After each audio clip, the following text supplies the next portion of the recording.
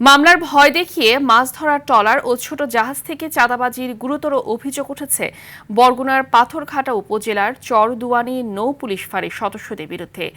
জেলের ছদ্মবেশে আরটিভির পাথরঘাটা প্রতিনিধি নৌ পুলিশকে চাঁদা দিতে গেলে সেই দৃশ্য উঠে আসে গোপন ক্যামেরায়। ফাঁড়ির ইনচার্জ অভিযোগ অস্বীকার করলেও অভিযুক্ত এএসআই এর দাবি সবাইকেই দিতে হয় চাঁদার ভাগ।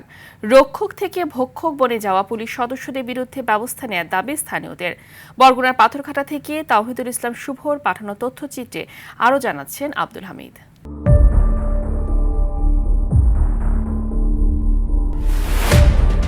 নৌপুলিশকে চাঁদা দেওয়ার এমন খুল্লা দৃশ্য বরগুনার পাথরঘাটা উপজেলার চরদুয়ানি নৌপুলিশ ফাঁড়ির ভেতরের। পুলিশকে চাঁদা দেওয়া ব্যক্তি আর কেউ নন, ছদ্মবেশে চাঁদাবাজির প্রমাণ জোগাড় করতে যাওয়া আরটিভির পাথরঘাটা প্রতিনিধি।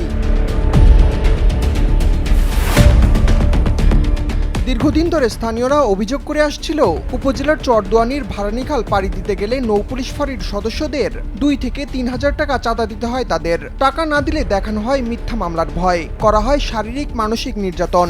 এই অভিযোগের সত্যতা যাচাই করতে জেলে ছদ্মবেশে ফাঁড়ির এএসআই কবির আহমেদের সঙ্গে 2500 টাকার চুক্তি করা হয়। 300 টাকা দিচ্ছি স্যার। 300 টাকা দেয় 1000, তুমি দাও 300, আমি এলি বেটার হয়রানি করি। স্যার একটু কমাইলন, আষাঢ় মাসে মুখ টাকা ঠোয়া নাই স্যার। না ওই যে তুমি ওইটা যদি দাও তার দেবা, না দেনা নাই।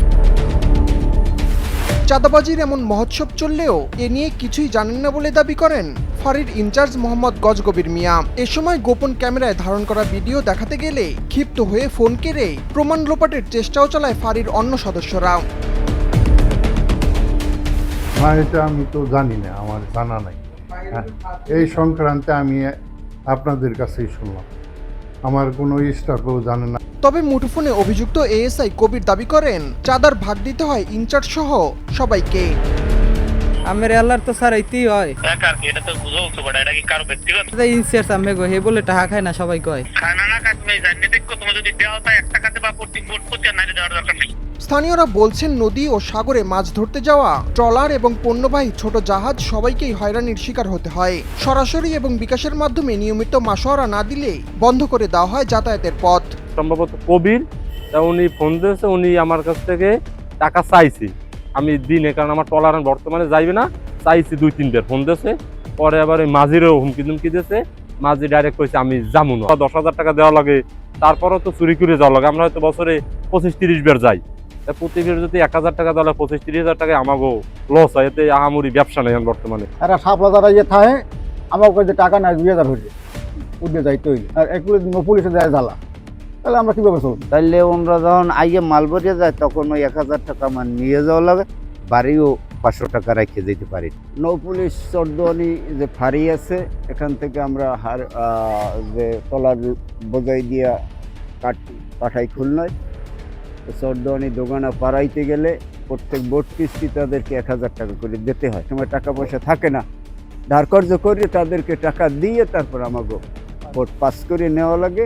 অসাধু এসব নৌপুলিশ কর্মকর্তাদের বিরুদ্ধে কঠোর আইনানুগ ব্যবস্থা গ্রহণের দাবি জানিয়েছে ট্রলার মালিক সমিতি। মাসিক টাকা না দিই তাহলে আমাদের ট্রলারের বিভিন্ন সমস্যা দেখা দেয়। আমরা এটার সুষ্ঠু বিচার চাই এবং এই যে জেলেদের জিম্মি করে যে টাকাটা আদায় করা হয়, এটি যাতে আর আদায় করা না হয় সেই ব্যবস্থা কর্তৃপক্ষে যেন গ্রহণ করে। এ বিষয়ে তদন্ত করে অভিযোগ প্রমাণিত হলে ব্যবস্থা নেওয়ার আশ্বাস দিয়েছেন উপজেলা মৎস্য কর্মকর্তা।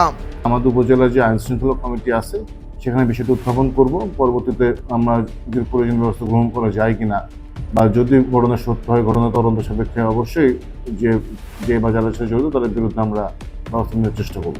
বরগুনার বালেশ্বর ও বিষখালীর সুবিশাল জলরাশিতে প্রতিনিয়ত জীবনের ঝুঁকি নিয়ে মাছ ধরেন জেলেরা।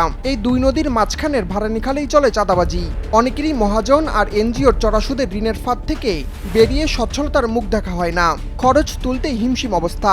বর্তমানে নদীতে জলদস্যুদের আতঙ্কের চেয়েও চোখ রাঙাচ্ছে রক্ষকরূপী এসব ভক্ষক পুলিশ সদস্যরা। চাঁদাবাজির এই সিন্ডিকেটকে ভেঙে দিয়ে নদীপথকে নিরাপদ ও হয়রানিমুক্ত করার দাবি ভুক্তভোগী পাথরঘাটাবাসীর। আব্দুল হামিদ, RTV।